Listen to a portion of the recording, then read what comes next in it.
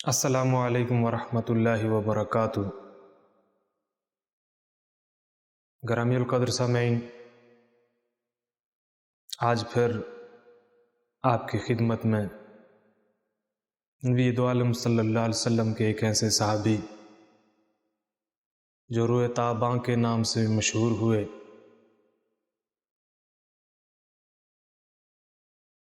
کی سیرت اور کردار لے کر آپ کی خدمت میں حاضر ہوا ہوں۔ عثمان بن شرید مخزومی یہ عرب کے کھاتے پیتے لوگوں میں سے تھے، اور یہ ربیعہ بن عبد شمس کے داماد تھے۔ صفیہ بنت ربیعہ بنت عبد شمس ان کی بیوی تھیں۔ اللہ رب العزت نے ایک خوبصورت بیٹے سے نوازا، اور اس بیٹے کی ولادت کے بعد ابھی یہ 1 سال کے ہی ہوئے تھے کہ والد اس جہان فانی سے کوچ کر گئے۔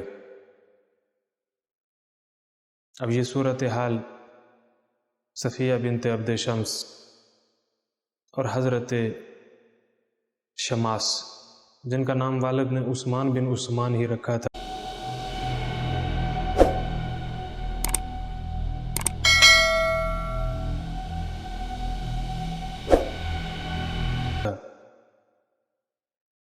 لیکن روح طابہ میں نے جس بنیاد پہ کہا ہے، یہ شماس جس بنیاد پہ یہ مشہور ہوئے، یہ آگے انشاءاللہ آپ کو تفصیل میں سمجھ آ جائے گا۔ تو ان پہ مشکلات، پریشانیاں اور غم و اندوہ کا ایک پہاڑ ٹوٹا ہے، لیکن ان کے ماموں عتبہ بن ربیعہ نے اپنی بہن اور بانجے کو اپنے ساتھ اپنے پاس رکھ لیا، اور ان کی بنیادی ضرورتوں سے لے کر ان کے ناز و نہم تک ہر طرح کی سہولتوں کا خیال رکھا۔ یوں سمجھ لیجئے، اگر یوں کہا جائے کہ انہیں عثمان بن شرید کی کمی محسوس نہیں ہونے دی تو بجا ہوگا۔ اب یہ چونکہ انتہائی خوبصورت بھی تھے، یتیم بھی تھے، ایک ہی بھائی تھے، تو والد اور ماموں کی آنکھوں کا تارا بنے ہوئے تھے۔ دونوں ان کے ساتھ حد درجہ محبت والا معاملہ فرماتے تھے۔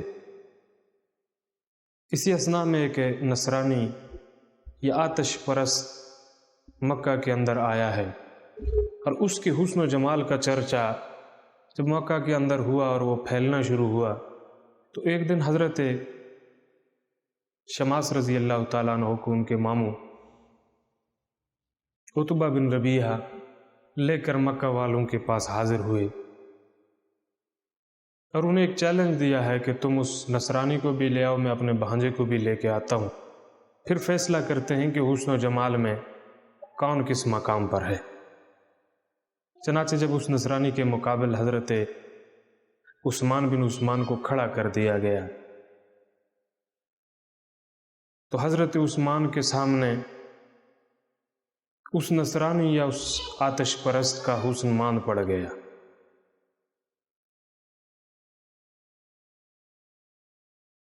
تو اس وقت اہل عرب نے حضرت عثمان کو شماس، روح تاباں کا لقب عطا کیا ہے، اور پھر یہ اتنا مشہور ہوا کہ آپ کا اصل نام جو عثمان ہے یہ لوگوں کو بھول گیا، اور وہ روح تاباں کے نام سے ہی، شماس کے نام سے ہی آپ کو پہچانتے رہے۔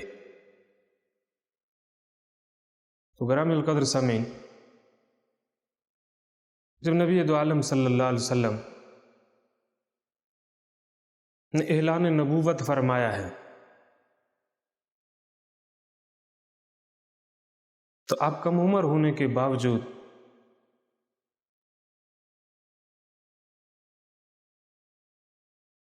حسین و جمیل ہونے کے باوجود اللہ نے آپ کو فطرت سلیم بھی عطا کی تھی۔ آپ اس دعوت عشق و مستی پہ لبیک کہہ گئے اور ایمان سے مشرف ہو گئے۔ اب آپ کے اس فیصلے کے بعد آپ کی والدہ محترمہ بھی مشرف با اسلام ہو گئی، آپ کے ماموں عتبہ بن ربیعہ نے بہت سمجھایا،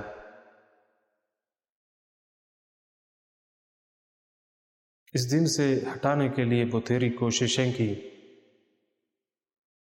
لیکن اسلام اپنے اندر وہ قوت رکھتا ہے کہ یہ جس دل کے اندر جاگزیں ہو جاتا ہے، پھر جان چلی جائے، پھر مال چلا جائے، پھر عزیز سے عزیز تر رشتہ قربان کرنا پڑے، پھر کوئی چیز آڑے نہیں آتی۔ لہذا یہ دونوں بھی اپنے اسلام پر کاربند اور ڈٹ گئے۔ تو اب یہ وہ زمانہ تھا جب اسلام قبول کیا ہے کہ جس زمانے میں ایمان قبول کرنا ابتلا و آزمائش کو دعوت دینے کے مترادف تھا۔ چنانچہ ان سارے حالات سے، ان ساری مشقتوں سے، ان سارے مظالم سے، ان سارے دکھ اور تکالیف سے حضرت شماس رضی اللہ تعالیٰ عنہ اور ان کی والدہ بھی گزری ہیں۔ ان حالات سے تنگ آ کر نبی دو عالم صلی اللہ علیہ وسلم نے جن رضاکاروں جانثاروں کو حبشہ کی طرف ہجرت کرنے کا اذن دیا تھا، حضرت شماس رضی اللہ تعالیٰ عنہ اور ان کی والدہ بھی ان میں شامل تھے، اور ایک طویل عرصہ تک غریب الوطنی میں مہاجرت کی زندگی گزارتے رہے، اور مہاجر ہونے کی مشکلات اور پریشانیوں سے گزرتے رہے۔ پھر ایک وقت آیا کہ ہجرت مدینہ سے پہلے ایک جماعت تو حضرت جعفر طیار رضی اللہ تعالیٰ عنہ کی سرکردگی میں فتح خیبر کے بعد آ کے پہنچی تھی، لیکن ہجرت مدینہ سے پہلے کچھ لوگ واپس مکہ کے اندر تشریف لائے تھے، 40-45 کے قریب۔ تو ان کے اندر حضرت شماس رضی اللہ تعالیٰ عنہ اور ان کی والدہ محترمہ بھی شامل تھی۔ تو جب یہ مکہ کے اندر واپس تشریف لائے تو کچھ ہی عرصے کے بعد اللہ کے نبی صلی اللہ علیہ وسلم کو مدینے کی طرف ہجرت کا اذن ہو گیا۔ تو اب حضرت شماس اور ان کی والدہ کو مدینے کی طرف ہجرت کی سعادت بھی نصیب ہوئی ہے۔ تو یوں آپ کو ذوالہجرتین کا لقب ملا ہے اور سعادت ملی ہے۔ آپ نے 2 مرتبہ اللہ کے راستے میں ہجرت کی ہے، رضی اللہ عنہ و رضوا عنہ۔ غزوہ بدر کے اندر حضرت شماس رضی اللہ تعالیٰ عنہ بڑی بہادری اور جرأت کے ساتھ شریک رہے۔ مد مقابل آپ کا وہ عزیز ازجاں ماموں عتبہ بن ربیعہ اور شیبہ بن ربیعہ بھی موجود تھے، لیکن میں نے جس طرح پیچھے عرض کیا ہے کہ اسلام وہ دولت ہے کہ یہ سب کچھ قربان کروا دیتا ہے، لیکن جس دل کے اندر جاگزیں ہو جائے، پھر پہلی پرائرٹی اسلام ہوتا ہے، پھر پہلی پرائرٹی ایمان ہوتا ہے، پھر پہلی پرائرٹی اللہ کے نبی صلی اللہ علیہ وسلم کی محبت ہوتی ہے۔ چنانچہ کھلے دل کے ساتھ ان کے ساتھ لڑے ہیں۔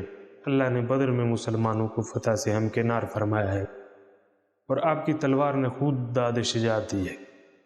اسی طرح احد کے اندر جب مسلمان ابتدائی طور پر فاتح رہے، لیکن بعد میں اتفاقی غلطی کی وجہ سے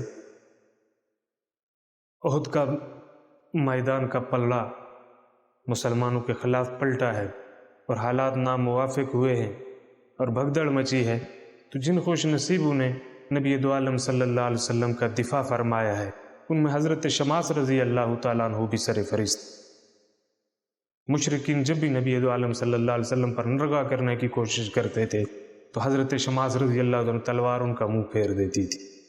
اس بہادری اور بے جگری کے ساتھ لڑے ہیں کہ اللہ کے نبی صلی اللہ علیہ وسلم فرماتے ہیں کہ وہ بالکل دنیا سے بے خبر ہو گئے، اور انہوں نے اپنے آپ کو میرے لیے ڈھال اور سپر بنا لیا تھا۔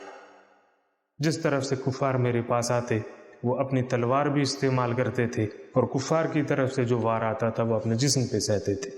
اتنے جسم پہ وار ہوئے ہیں، اتنے جسم پہ وار ہوئے ہیں کہ جب گر گئے زخموں کی تاب نہ لاتے ہوئے، شام کو جب جنگ تھمی ہے اور نبی دو عالم صلی اللہ علیہ وسلم نے گنج شہداء میں حضرت شماس رضی اللہ تعالیٰ کو بھی دیکھا تو آپ ابھی شہید نہیں ہوئے تھے، لیکن زخموں سے جسم سارا کٹا پھٹا تھا۔ تو اللہ کے نبی صلی اللہ علیہ وسلم نے انہیں اٹھایا اور مدینہ کے اندر بھیج دیا۔ جب مدینۃ الرسول میں پہنچے، بہرحال آپ زخموں کی تاب نہ لا سکے، چونکہ جسم کا کوئی حصہ ایسا بچا ہی نہیں تھا جہاں پہ تلوار یا تیر نہ لگا ہو۔ شہادت سے ہمکنار ہو گئے۔ تو اللہ کے نبی صلی اللہ علیہ وسلم نے مدینے سے پھر احد میں گنج شہیدہ میں پہنچایا ہے، اور وہی قمیض پہنائی ہے جو اس وقت پہنے ہوئے جنگ میں نبی دو عالم صلی اللہ علیہ وسلم کے ساتھ شریک تھے، اور اسی قمیض کے اندر گنج شہداء میں حضرت شماس رضی اللہ تعالیٰ کو بھی دفن کر دیا گیا۔ تو گرامی القدر سامعین، آپ کی کوئی اولاد نہیں تھی،